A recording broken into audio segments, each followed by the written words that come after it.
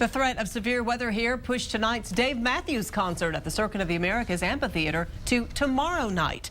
And the concern of crowds during potentially severe weather took us over to the Erwin Center. Taylor Swift is performing there to a packed house tonight.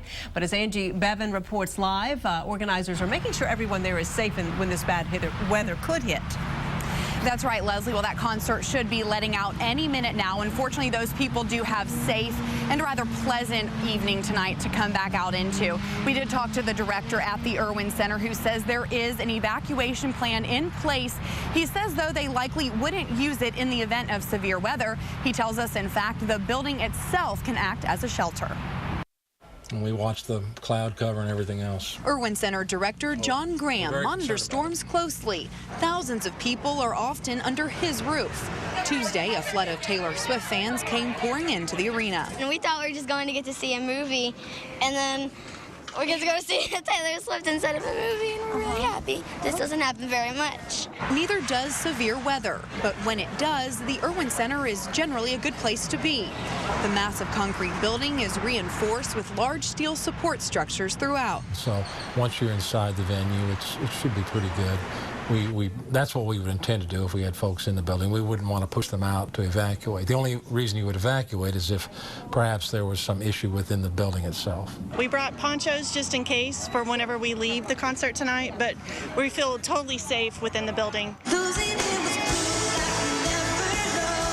Fans lost in the music, weather not necessarily on the brain, but these girls know what to do if the weather turns. Would you go against the wall and do that? Because that's what we have to do. Yeah, we take like something and just cover our head.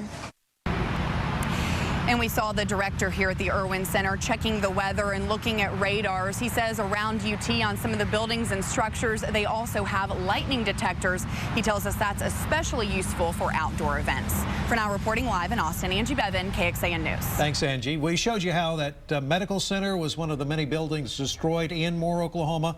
Well, the news has several local hospitals reviewing their emergency plans after seeing that destruction. KXAN's Omar Lewis takes us to St. David's Medical Center to show us the plan they have in place. Flickering lights, running water, all kinds of noise and debris everywhere. This is what it could look like inside of a hospital just hit by a tornado.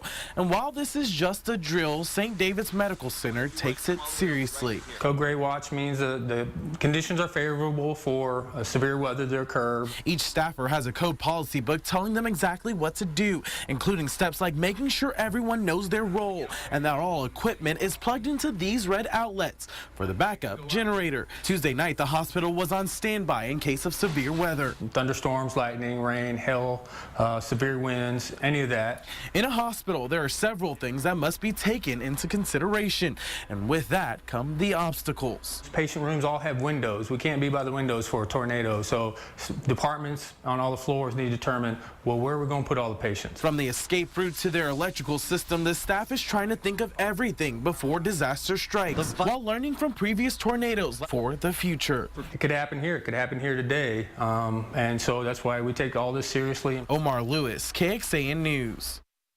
After the Joplin, Missouri tornado in 2011, St. David's created a tornado lab, transforming a portion of the hospital into a training space for these types of disasters. In the event of mass injuries from a weather disaster, University Medical Center Brackenridge would be getting the worst of the new patients. The Level 1 Trauma Center still has a stockpile of cots to hold mass casualties. KXAN's Jim Swift actually looked at these last year. It's the same equipment used during the UT Tower shooting in 1966.